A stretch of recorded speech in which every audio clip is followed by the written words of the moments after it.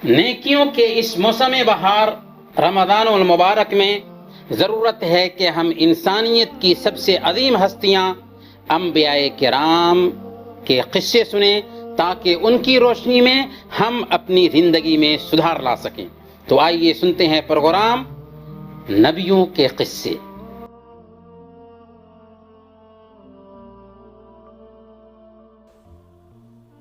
بسم اللہ والصلاة والسلام علی رسول اللہ وبعد۔ محترم ناظرین، السلام علیکم ورحمۃ اللہ وبرکاتہ۔ نبیوں کے قصے میں آپ سب کا استقبال ہے۔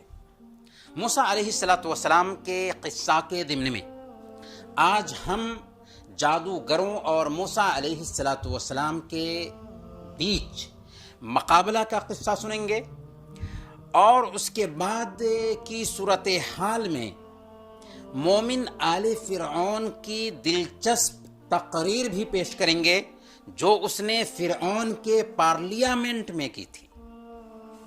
پچھلے ایپیسوڈ میں ہم نے عرض کیا تھا کہ موسیٰ علیہ السلام جب فرعون کو اللہ کا پیغام پہنچاتے ہیں تو فرعون کٹ حجتی کرنے لگتا ہے۔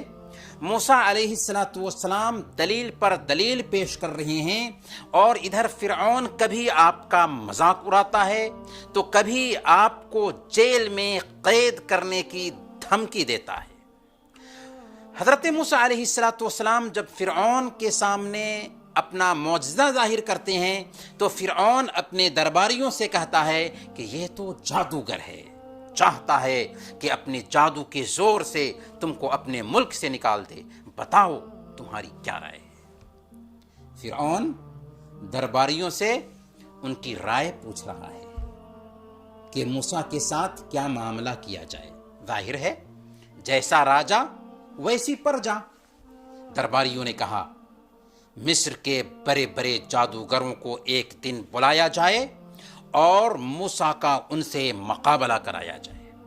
چنانچہ فرعون موسیٰ علیہ السلام سے مقابلہ کرنے کے لیے مصر کے بڑے بڑے جادوگروں کو دعوت بھیج کر بلاتا ہے۔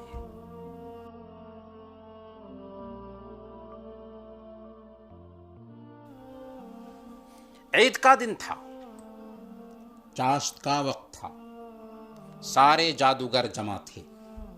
موسیٰ علیہ السلام بھی وہاں تشریف رکھتے تھے۔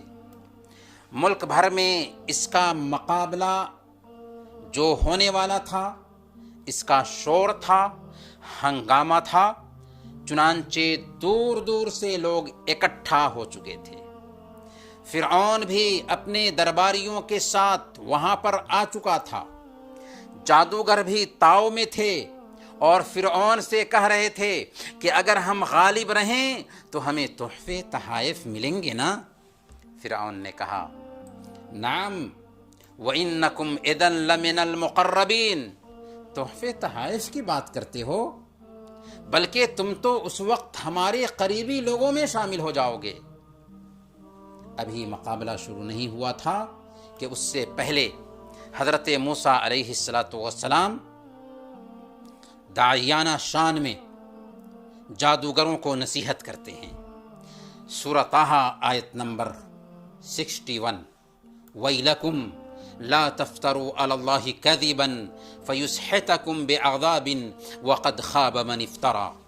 شامت کے مارو، جھوٹی تہمتیں مت باندھو،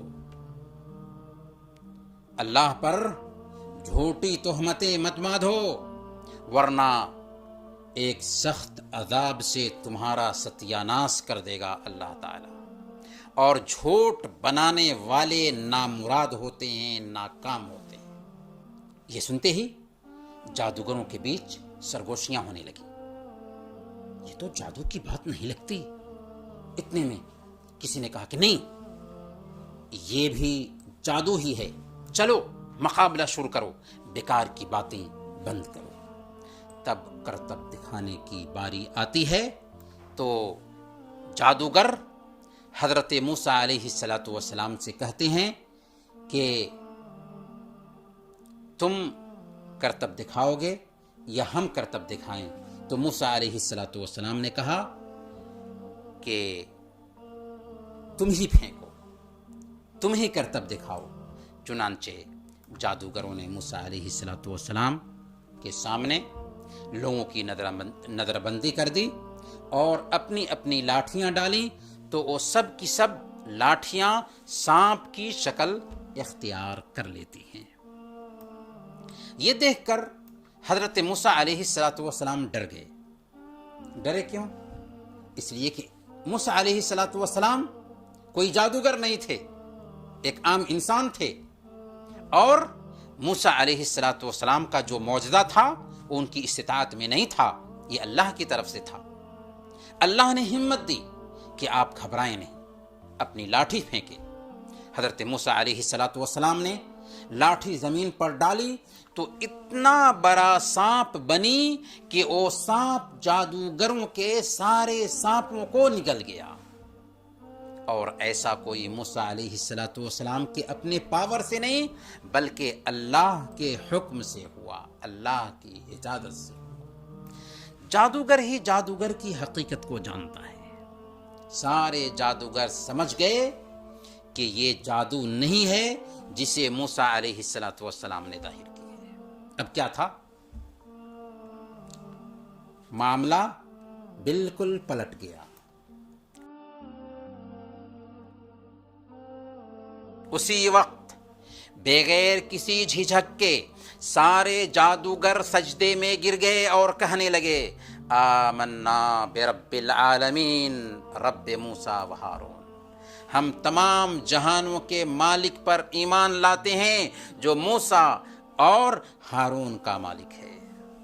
क्योंकि वो समझ गए कि मूसा अलैहिस्सलाम जादूगर नहीं बल्कि अल्लाह के भेजे हुए रसूल हैं। मूसा अलैहिस्सलाम का पैगाम सच्चा पैगाम है, इस्लाम की दावत सच्ची दावत है।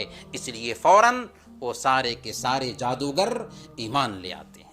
ये है सच्चाई की ताकत। जादूगरों ने फिरौन के सामने उसकी खुदाई पर लात मार दिया था और एक अल्लाह के होकर रह गए थे। फिरौन हैरत में है कि ये सब क्या हो गया, हमने क्या प्लानिंग की थी और क्या देख रहे हैं। ईमान वाले जादूगरों को धमकी देते हुए फिरौन कहता है, आमनतुम लहू क़ब्ल अन आज़न लकुम, इससे पहले कि मैं तुम्हें इजाजत देता तुम उस पर ईमान ले आए। जरा देखिए कैसा कुल लिया है। ईमान लाना है तो फिरौन से पूछ कर। फिर कहता है, इन्नहु लकबीरुकुम अल्लज़ी अल्लमकुमुस सिह्र, बेशक तुम्हारा यही गुरु है जिसने तुम सबको जादू सिखाया है। यानी तुम्हारा गुरु कौन है? मूसा है। मूसा ने ही तुम सबको जादू सिखाया है और तुम सब एक ही ग्रुप और एक ही कुमाश के लोग। देखिए फिरौन की हठधर्मी। हक तो ये था कि सच्चाई को कबूल करता, लेकिन जब जादूगरों ने इस्लाम की सच्चाई को समझकर उसे गले लगा लिया तो उल्टा हजरत मूसा और जादूगरों पर इल्जाम डालने लगा। जादूगरों और मूसा अलैहिस्सलाम पर ही बरसने लगा। फिर फिरऔन ने धमकी देते हुए कहा, फलउक़त्तिअन्न ऐदियकुम व अर्जुलकुम मिन खिलाफिन वलउसल्लिबन्नकुम फी जुज़ूഇन नख्ल वलतअलमुन्न अय्युना अशद्दु अज़ाबन व अबक़ा। अनक़रीब तुम्हें इसका अंजाम पता चल जाएगा। देखो अभी तुम्हारे हाथ पांव मुखालिफ सिमतों में कटवाता हूं और खजूर के तनों पर तुमको सूली पर लटका देता हूं। फिर तुम्हें पता चल जाएगा कि हम दोनों में से किसका आज़ाब ज़्यादा सख्त और देरपा है। यानी मैं तुम्हें ज़्यादा सख्त आज़ाब दे सकता हूं या मूसा। ये सुनकर जादूगरों ने ईमानी जज्बा के साथ कहा। सूरह ताहा आयत नंबर 72, लन नु'थिरका अला मा जाअना मिनल बय्यिनात वल्लज़ी फतरना फ़क़्दि मा अंत क़ादिन इन्नमा तक़दी हाज़िहिल हयातद दुनिया। कसम है उस ज़ात की जिसने तुम्हें पैदा किया है, ये हरगिज़ नहीं हो सकता कि हम रोशन निशानियाँ सामने आ जाने के बाद भी सच्चाई पर तुझे तरजीह दें। تجھ سے جو کچھ بھی بن سکتا ہے کر لے، تو زیادہ سے زیادہ بس اسی دنیا کی زندگی کا فیصلہ کر سکتا ہے اور بس۔ اللہ اکبر! کیسا ایمان جاگزیں ہوتا ہے جادوگروں کے دلوں میں کہ ابھی کچھ دیر پہلے فرعون سے صلہ کی امیدیں لیے بیٹھے تھے، انعام اور داد و دہش کی لالچ لیے بیٹھے تھے، اور ابھی سولی پر چڑھانے کی دھمکی کو بھی خاطر میں نہیں لا رہے ہیں۔ یہ ہے اسلام، یہ ہے ایمان، یہ ہے توحید۔ پھر ان مومنوں نے اللہ سے دعا کی کہ فرعون جو کچھ بھی کرنا چاہتا ہے اس پر اے اللہ ہمیں صبر کی توفیق عطا فرما۔ ربنا افرغ علینا صبرا وتوفنا مسلمین، اے ہمارے رب ہم پر صبر کا فیضان فرما اور ہماری جان حالت اسلام پر نکلے، یعنی اے اللہ تو ہمیں اس آزمائش پر صبر کی توفیق عطا فرما اور مرتے دم تک ہمیں اسلام پر جمائے رکھنا، جان جاتی ہے تو چلی جائے لیکن اسلام پر آنچ نہ آئے۔ جب ایمان آتا ہے تو اس کا اثر ویسے ہی ظاہر ہوتا ہے۔ چنانچہ ان مومنوں نے فرعون کو اللہ کے عذاب سے ڈراتے ہوئے بھی کہا، سورہ طٰہٰ آیت نمبر 74، إِنَّهُ مَن يَأْتِ رَبَّهُ مُجْرِمًا فَإِنَّ لَهُ جَهَنَّمَ لَا يَمُوتُ فِيهَا وَلَا يَحْيَا۔ حقیقت یہ ہے کہ جو مجرم بن کر اپنے رب کے حضور حاضر ہوگا اس کے لیے جہنم ہے جس میں نہ وہ جیے گا اور نہ مرے گا۔ لیکن فرعون پر اس نصیحت کا کوئی اثر نہ ہوا کیونکہ اس کا دل مر چکا تھا۔ چنانچہ اس نے اسی دن سارے ایمان لانے والے جادوگروں کو جو ابھی مومن بن چکے تھے سزائیں دیں اور سب کو سولی پر لٹکا دیا۔ لیکن سولی پر چڑھتے ہیں تو ایمان کی حالت میں دنیا سے جاتے ہیں۔ محترم بھائیو، حق تو یہ تھا کہ اس واقعے کے بعد کم سے کم فرعون کے درباری اپنے معاملے پر غور کرتے، لیکن ایسا ہو نہ سکا بلکہ وہ کفر میں مزید سخت ہوتے گئے، بلکہ فرعون کو بھی اکسانے لگے۔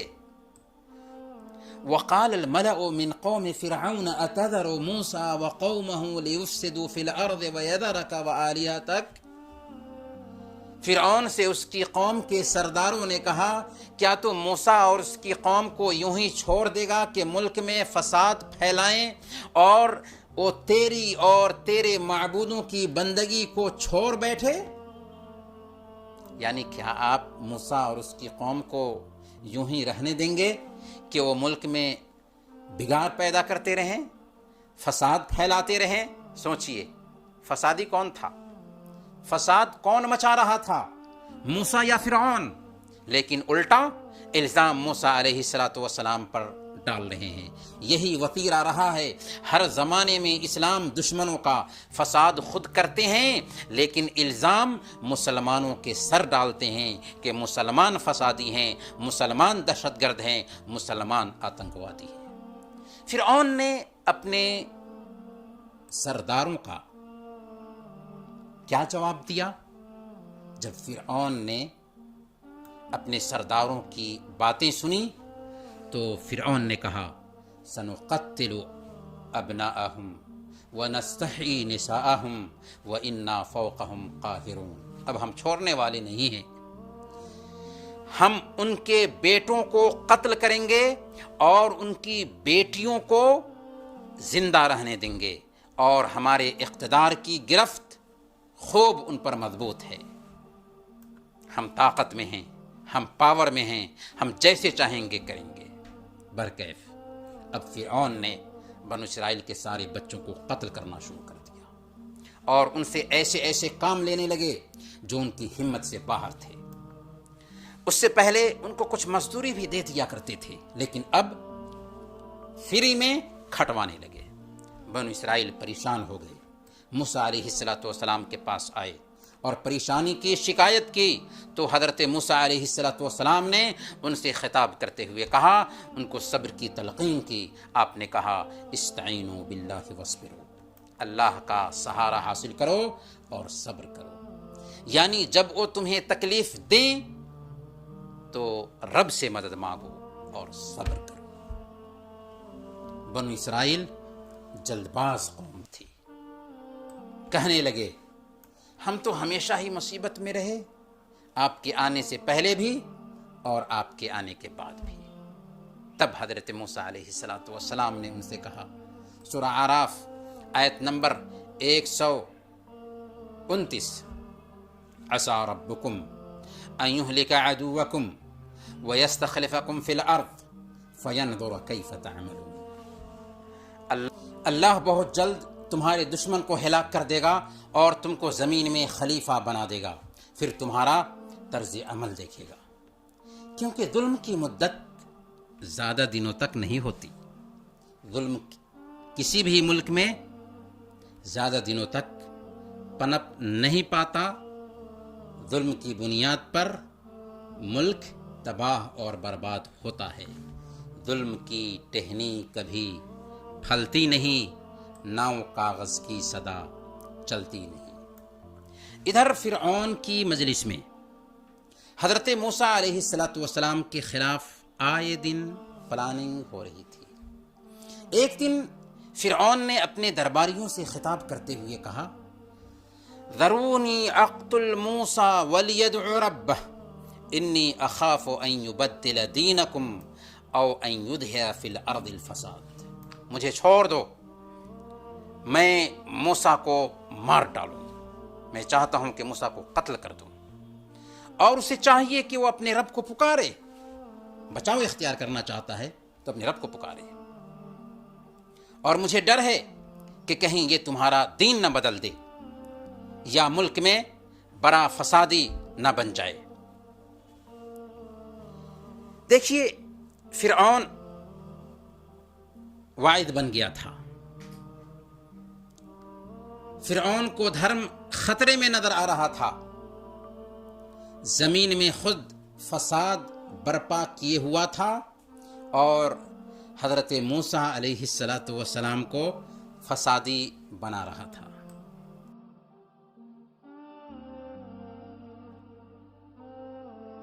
فرعون کے چچا کا ایک بیٹا تھا، چچا زاد بھائی تھا فرعون کا، جو حضرت موسیٰ علیہ السلام پر ایمان لے آیا تھا، لیکن انہوں نے اپنی قوم کے ڈر سے اپنے ایمان کو چھپا رکھا تھا۔ فرعون سے چونکہ قریب تھا اس لیے اس کے دربار میں بیٹھتا تھا۔ جب اس نے سنا کہ موسیٰ علیہ السلام کے قتل کی پلاننگ ہو رہی ہے تو اس مرد مومن نے فرعون کے پارلیامنٹ میں بڑی حکمت کی بات کی، بڑا زبردست خطاب کیا۔ اس نے کہا، اتقتلون رجلا ان یقول ربی اللہ وقد جاءکم بالبینات من ربکم، کیا تم ایسے شخص کو اس بات پر قتل کرنا چاہتے ہو کہ وہ کہتا ہے کہ میرا رب اللہ ہے، اور اس پر وہ دلیل بھی دے رہا ہے، الٹپ کوئی بات نہیں کر رہا ہے بلکہ وہ دلیل کے ساتھ بات کر رہا ہے، یعنی اس نے معجزات ظاہر کیے ہیں جس سے ظاہر ہوتا ہے کہ اس کا پیغام حق اور سچ ہے۔ وَإِن يَكُ كَاذِبًا فَعَلَيْهِ كَذِبُهُ وَإِن يَكُ صَادِقًا يُصِبْكُم بَعْضُ الَّذِي يَعِدُكُم۔ مان لیا کہ اگر وہ جھوٹا ہے تو اس کا جھوٹ اسی پر ہے، اس سے تمہیں کوئی نقصان نہیں ہونے والا ہے، اور اگر وہ سچا ہے پھر بھی تم نے اسے تنگ کیا، اس کی بات نہیں مانی، تو وہ جس عذاب کا تم سے وعدہ کر رہا ہے تم پر تو وہ عذاب آ کر رہے گا۔ میری قوم کے لوگوں، آج بادشاہت تمہاری ہے، تم اس زمین میں غالب ہو، لوگوں پر تمہارا حکم چلتا ہے۔ فَمَن يَنصُرُنَا مِن بَأْسِ اللَّهِ إِن جَاءَنَا، لیکن اگر اللہ کا عذاب آ گیا ہم پر تو کون ہماری مدد فرمائے گا؟ آل فرعون کے مومن نے بڑی عقل مندی اور احتیاط سے باتیں کی تھیں۔ ان سب باتوں کے جواب میں فرعون کیا کہتا ہے؟ فرعون کہتا ہے سورہ غافر آیت نمبر 29، ما اوریکم الا ما ارا وما اہدیکم الا سبیل الرشاد، میں تو تمہیں وہی رائے دے رہا ہوں جو خود میں دیکھ رہا ہوں، اور میں تمہیں بھلائی کا راستہ ہی بتا رہا ہوں۔ فرعون بھلائی کے راستے کی طرف رہنمائی کر رہا ہے، گمراہی کے راستے پہ لے جا رہا ہے اور اسے بھلائی کا راستہ باور کرا رہا ہے۔ حالانکہ فرعون کے دل سے پوچھو تو اس کی یہ دونوں باتیں جھوٹ تھیں، کیونکہ وہ جانتا تھا کہ موسیٰ علیہ السلام حق پیش کر رہے ہیں، لیکن عناد، تکبر اور گھمنڈ نے اسے باولا بنا رکھا تھا۔ یہ سن کر آل فرعون کے مومن نے کہا کہ اگر تم نے موسیٰ کے ساتھ زیادتی کی تو ایسا نہ ہو کہ جیسے پچھلی قوموں کو تباہ و برباد کیا گیا ویسے ہی تم بھی تباہ اور برباد کر دیے جاؤ۔ تم نے دیکھا نہیں کہ موسیٰ کے خاندان سے ہی یوسف علیہ السلام آئے تھے، جنہوں نے اس دھرتی پر حکومت کی تھی اور ان سے دنیاوی اور اخروی فائدے حاصل ہوئے تھے۔ اس لیے میری بات مان لو، بھلائی کا راستہ اختیار کرو اور برائی سے بچ جاؤ۔ موسیٰ علیہ السلام کا پیغام سچائی کا پیغام ہے۔ اس نے کہا کہ بھائیو، دنیا کی زندگی چند روزہ ہے اور آخرت ہمیشہ رہنے والی زندگی ہے۔